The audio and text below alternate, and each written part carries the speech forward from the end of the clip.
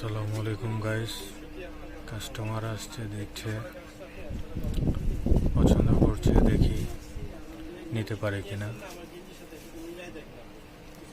সে কিছু ভালো কালেকশন চাচ্ছিল, আমাদের কিছু বেস্ট কালেকশন টি শার্টটাকে দেখানো হয়েছে তার বাচ্চার জন্য। এখন তার উপর ডিপেন্ড করে সে তার বাজেটের সাথে কভার দিয়ে নিতে পারে কিনা। সে চেষ্টা করছে বার্গেনিং করার জন্য, তো যদিও আমরা বার্গেনিংয়ের দোকানদার না, কাস্টমার আসলে 50-100 টাকা কিছুটা অনার করি আর কি।